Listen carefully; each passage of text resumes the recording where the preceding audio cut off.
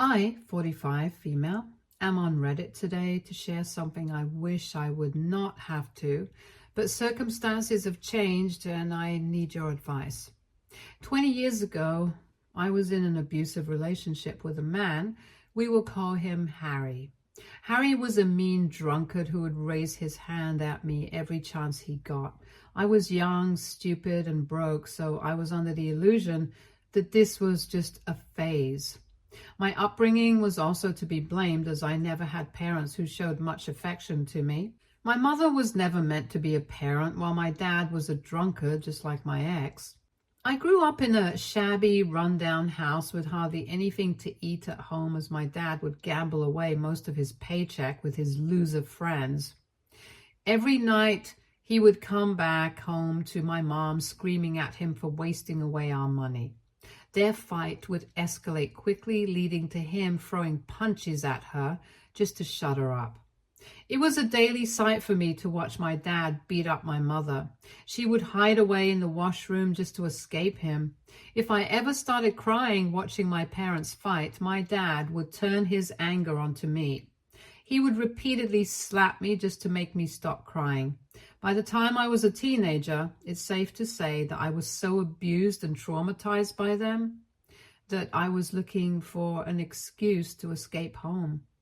When Harry walked into my life, I found him charming and intoxicating.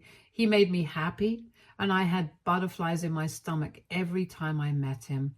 I loved going on rides with him, and the younger version of me thought maybe this is what I want. Although I knew there was a side to Harry that was dark, I thought I could be the girl to change him. I would notice the way he would glare at other men for glancing in my direction and then later blame me for knowingly asking for their attention. He would never be happy with what I wanted to wear and would always ask me to cover up more, telling me how he knows how men's minds work. I went from wearing crop tops to oversized t-shirts just to get him to stop commenting about my body. He would have an issue every time I wanted to go to the salon and get my hair and my nails done. He would start a fight telling me how grown women with boyfriends don't have to try so hard, and then accused me of trying to cheat on him. At that time, my dumb brain would try to justify his behavior. I even thought it was cute of him to be this possessive, but now I wish I could go back in time and scream at myself for not seeing those red flags which were clearly there. One night, I had a major confrontation with my parents. I was in my 20s and working at a fast food joint, saving up to eventually buy my own house. When my father learned about my plans, he insisted I start paying him $150 in rent each month and cover groceries if I wanted to stay under his roof. When I refused to accept his demands, he called me an ungrateful fat pig and started throwing things at my face angrily. Fearing for my safety, I quickly packed my clothes and took my important documents and escaped from the window.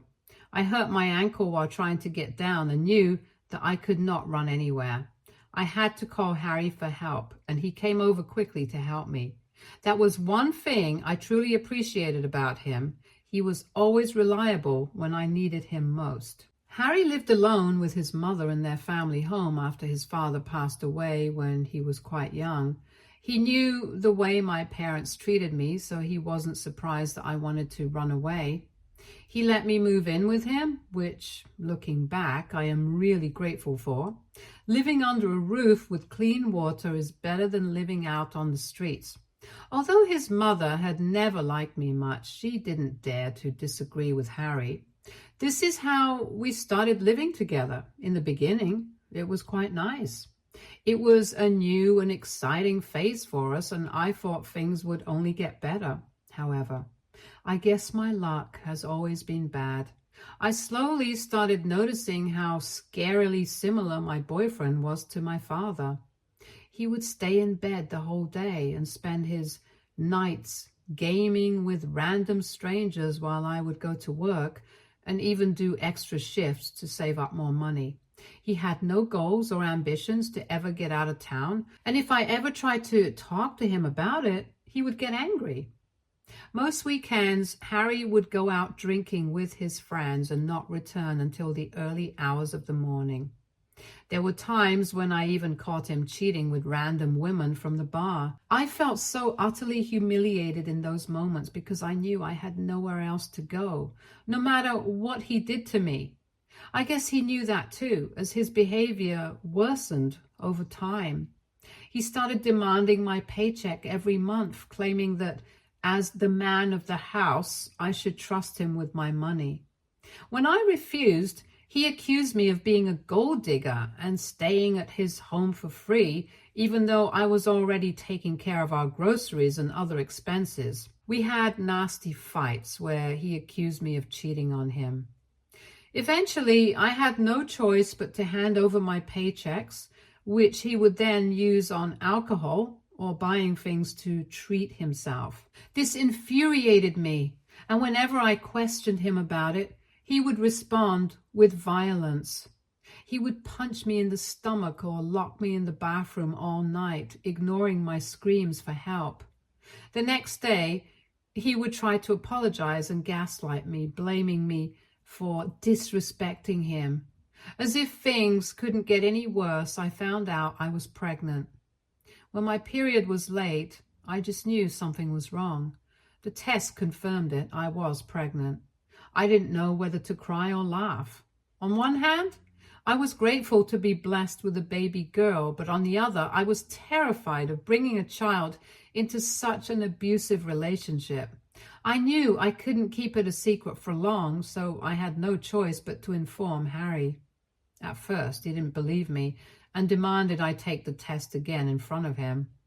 When the test confirmed I was indeed pregnant, like I had told him, he started to accuse me of cheating, insisting that the baby couldn't be his. I proceeded to remind him of many times he had conveniently forgotten to use protection, which quickly shut him up. Unable to argue with me further, he stormed out, saying he needed to cool down. I knew he wouldn't be back that night and would likely spend it drinking with his buddies. The next morning, some of his friends dropped him off and put him to rest in our bed. I went to work as usual, and when I came back home, Harry was waiting to talk with me. He started by apologizing and told me he had thought about it and decided he wanted to be a father. He explained that he needed some time to process his thoughts, but assured me he was going to be there for me. This was unexpected, as I had already given up hope and prepared myself to move out so I could raise the baby on my own. I informed him that raising a baby was not easy and that I needed him to carefully think it over. Harry assured me that he would start looking for a job so he could also take care of the baby's expenses. He hugged me, telling me this was going to be a fresh start for both of us. Despite my reservations, I couldn't help but melt into his arms, knowing I needed his support as I entered this new phase of my life. In the beginning, Harry made every effort to change and clean up his act. He would wake up in the morning and apply for jobs instead of playing games. He started to help me and his mother with chores like doing the dishes, folding the laundry. He stopped going out nightly with his friends and began reading books on parenting. I was pleasantly surprised to see this new change in him and prayed to God that he could be this person forever. However, I guess snakes never really change. One night during my pregnancy, I had to work an overnight shift, which would help me earn more money. Luckily for us, it was a slow night, so another server and I were out in the back just chilling. He was smoking while I was just standing next to him and talking about life. I knew this guy for a while, and he was always polite to everyone. He had a girlfriend as well, so there was nothing to worry about. Out of nowhere, a familiar car pulled into the parking lot and stopped a few feet in front of us. I watched Harry get out of the car and walk towards us. I smiled and waved to welcome him, thinking maybe he had come to surprise me. But then I noticed he was holding a bat. My eyes widened in shock as I turned to look at my coworker, who looked back at me in confusion. As Harry neared us, He started yelling and screaming that he knew I was cheating and that he had caught us red-handed. My co-worker and I stood there in confusion as Harry continued to threaten to bash the guy's head in while he approached us. Immediately, I positioned myself between them, pleading with him to stop and listen to me. His face looked frighteningly cold, and I could tell from the smell of alcohol that he was quite drunk and not thinking straight. I did my utmost to reason with him, but suddenly Harry swung his bat. My co-worker managed to duck, but I didn't, and it struck me squarely in the face. I fell to the floor, clutching my face as blood poured from my nose. The pain was unbearable, and I lost consciousness immediately. When I regained awareness, I found myself in a hospital room with Harry asleep in a chair beside me. Seeing him there filled me with a deep sense of fear. Harry woke up as he heard me stir, rushing to my side and asking anxiously if I was all right. He started to apologize, telling me how he had no idea what he had done that night since he had been too drunk. Despite his apologies, all I could feel was the discomfort of my broken nose and the bandages around my face. He pleaded with me not to press charges, explaining that he had convinced the police it was all a misunderstanding. Harry insisted he needed to be there for me as the father of our child and not in jail, begging me for one last chance. At that moment, I felt completely overwhelmed and helpless. All I could do was cry. I asked Harry to leave the room so I could be alone with my tears. I felt utterly defeated by life. It seemed like everyone in my life had betrayed me and caused me pain without reason. I felt used and shattered. My parents had never shown me love, and I had no other family to turn to for help. My boyfriend, now abusive, posed a threat that terrified me. I had no money left, as he had taken all my paychecks, and being pregnant only compounded my financial worries.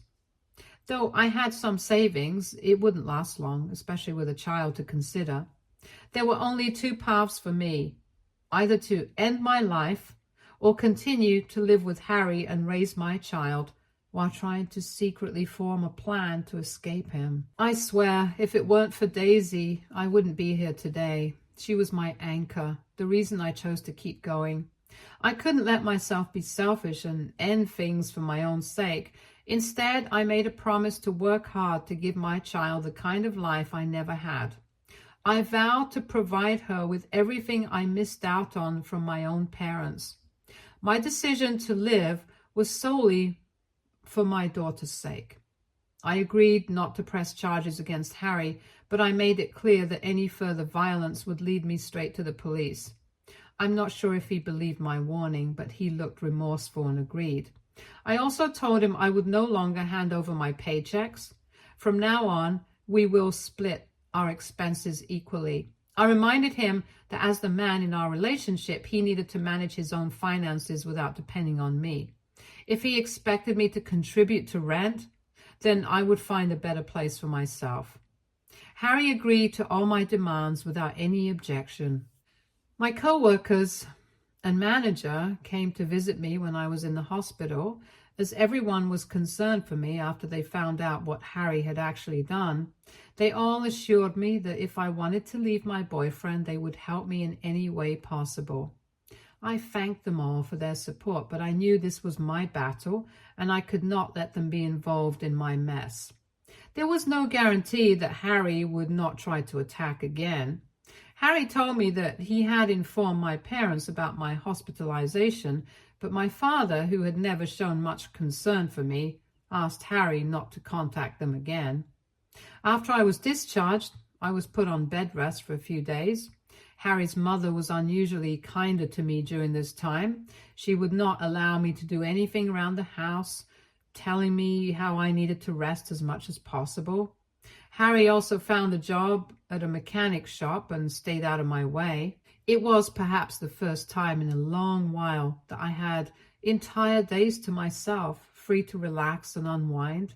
While recovering, I turned to drawing as a way to lift my spirits, and it worked wonders for my mental well-being. It felt like rediscovering my inner child, playing with colors and letting my imagination flow onto paper. I began waking up early to take leisurely walks, enjoying the town and waking up around me with people preparing for their day ahead. When I returned to work, I was more determined than ever to turn my life around. I stopped paying for Harry's expenses and saved as much money as possible every month. As my due date approached, I became increasingly nervous and wished I had a mother who could reassure and support me. I felt terrified about the birthing process, especially since Harry refused to be with me in the delivery room. So when the time came to give birth, I asked one of my co-workers to drive me to the hospital. They dropped me off and insisted on waiting in the halls, but I assured them that I would be okay on my own. The birth of my daughter Daisy was challenging, but I am grateful to my doctor and nurses for their support throughout the entire process. When I finally held my healthy baby girl in my arms, tears of joy streamed down my face. The next morning, Harry and his mother came to the hospital to check on Daisy. Harry was ecstatic to hold her and couldn't let go of her tiny fingers in joy. When we returned home, I discovered that Harry had spent the entire night converting a spare room into a makeshift nursery. It was sweet of him to think about and prepare for the baby. Taking care of Daisy was not easy, and those first few weeks after she was born were especially confusing and frustrating for me. My baby cried all the time and refused to sleep at night. However, as days passed, I slowly got used to being a parent and learned how to calm my baby. Harry started to take some time after work to spend an hour or two with Daisy. At first, I thought it was just his curiosity and that he would get bored like he usually did, but surprisingly, he grew closer to our daughter. Around Daisy, he was a changed man. He never raised his voice, was always as gentle as possible. I couldn't help but remember that this was the very side of him that had made me fall in love with him.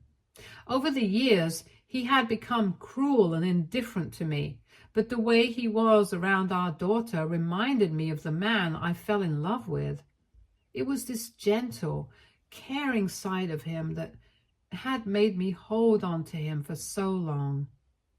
I know if you're reading this, you might call me a foolish woman, but now, as an older woman, I understand why I was so naive and desperate for love and attention.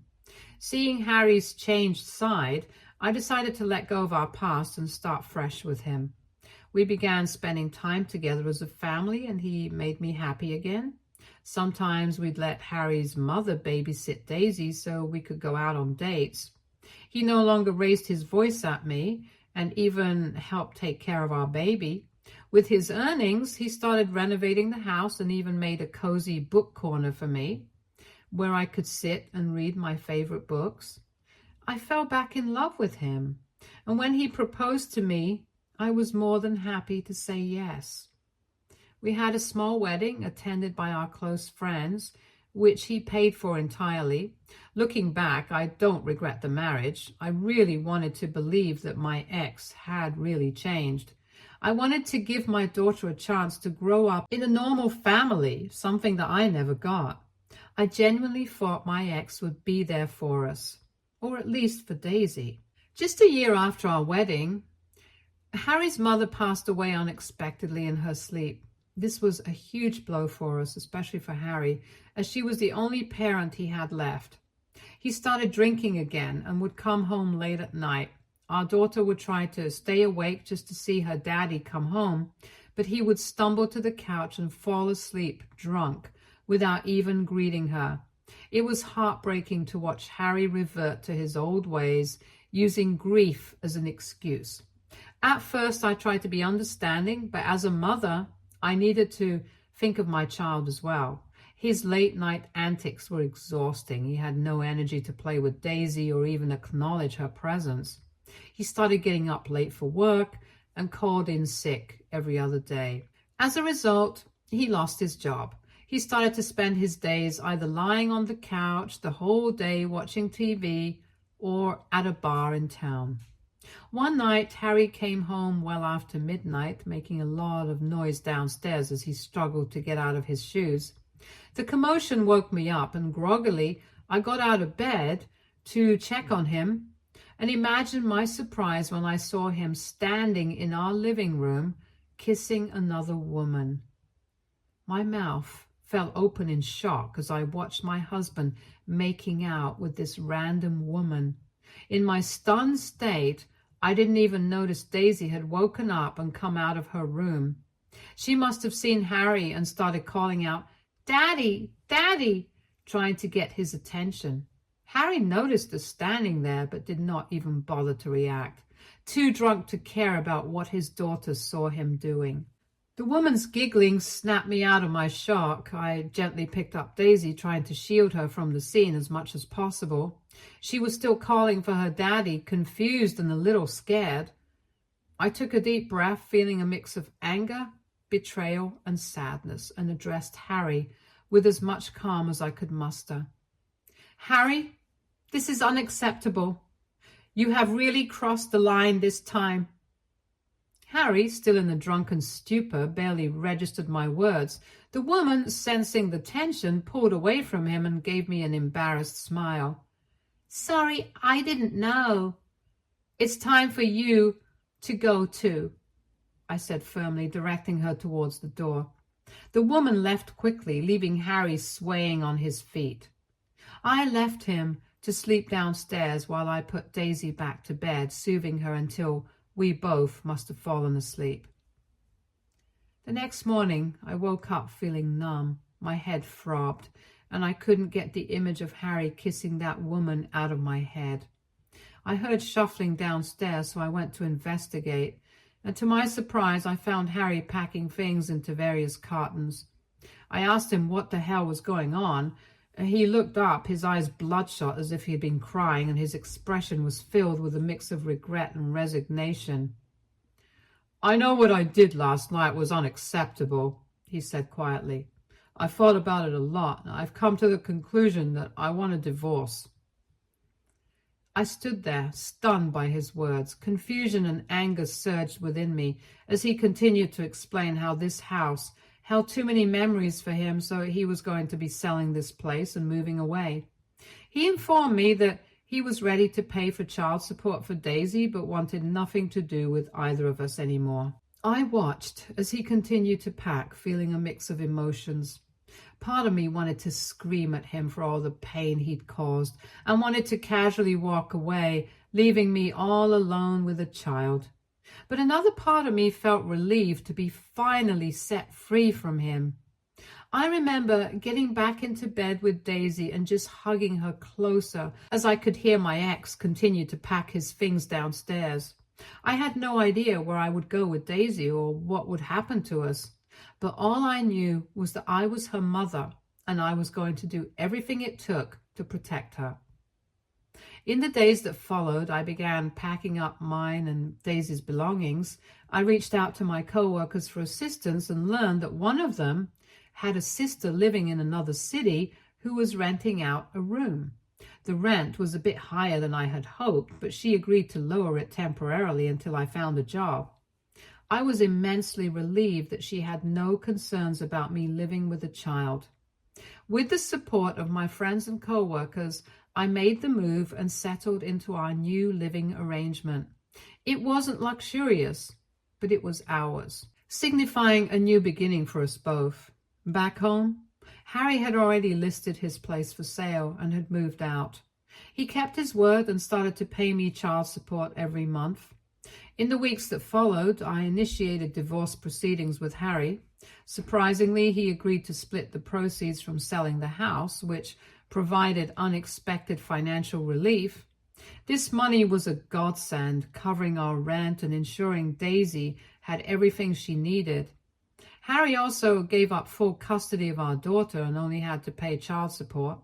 Each day after I was finally free of him became about rebuilding my life with my daughter. Together, Daisy and I established new routines, and over time, the wounds of the past started to heal. As the years passed, I found solace in my independence and the joy of watching Daisy grow up surrounded by love and stability. We had left the darkness behind and were moving forward stronger and more resilient than ever. I did my best as a single parent to provide Daisy with everything I never had. As she grew older, like any child, she became curious about her dad and started asking questions. I tried to shield her from the full truth because I didn't want her to feel negatively about him.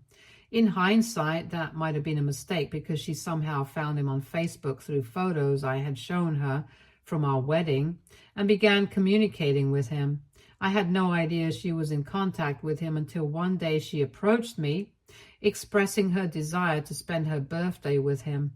I was shocked and refused, telling her how her dad had given up full custody to me and he wanted nothing to do with her. She refused to accept it and accused me of fabricating stories to keep her away from her father.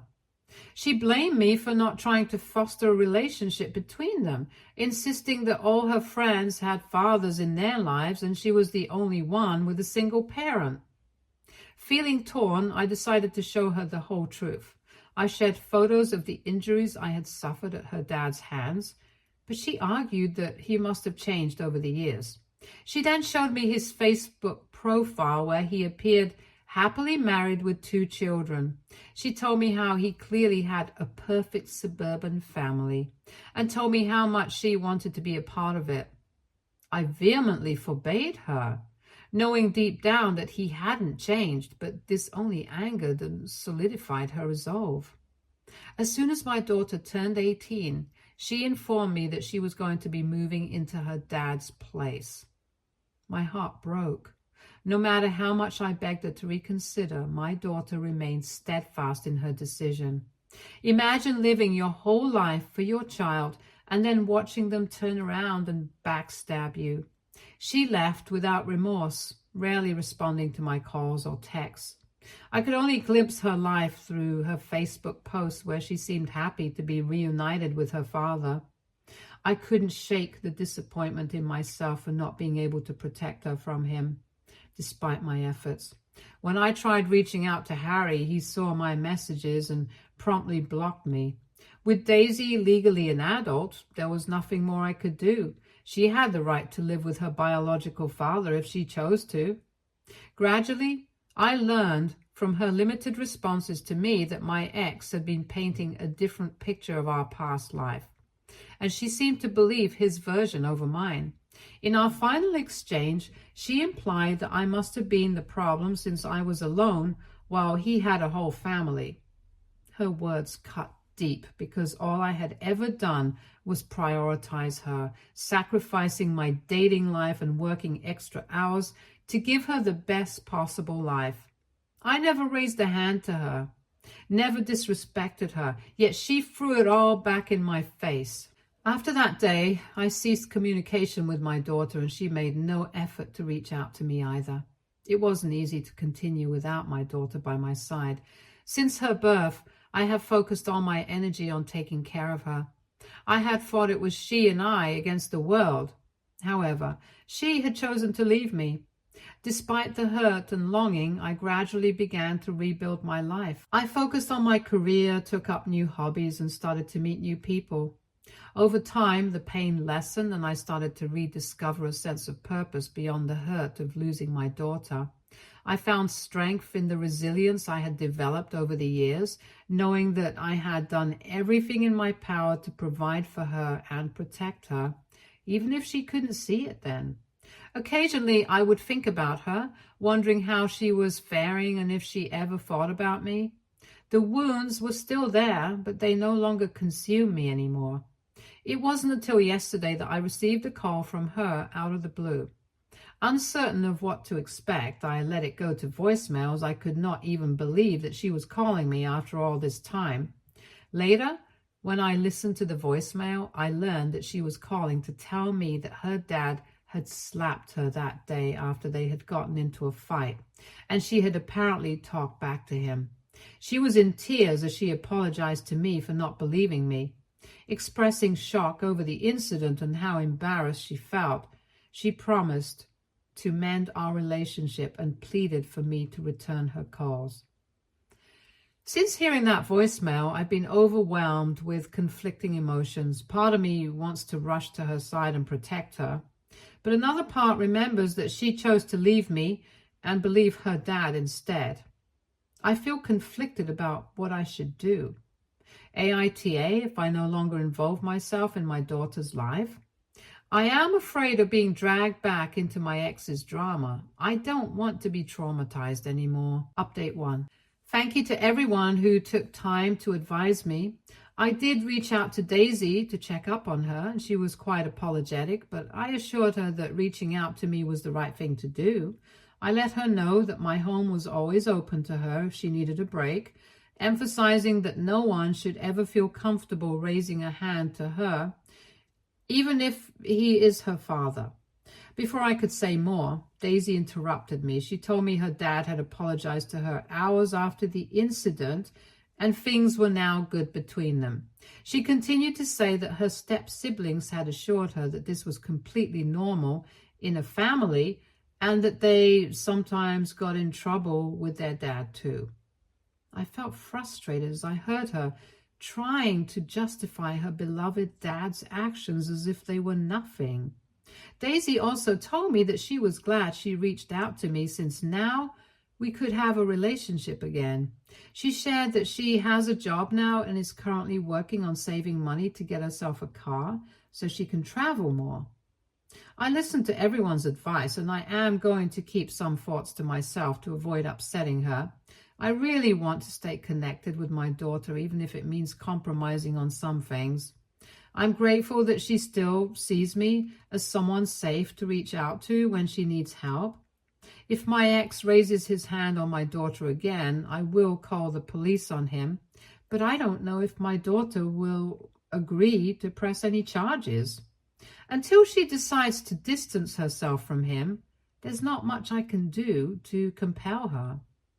I feel frustrated and defeated, but I suppose that's how every parent feels when they see their children heading down the wrong path. Thank you again to everyone for taking the time to read my post. Stay tuned for more stories from our girl relationships.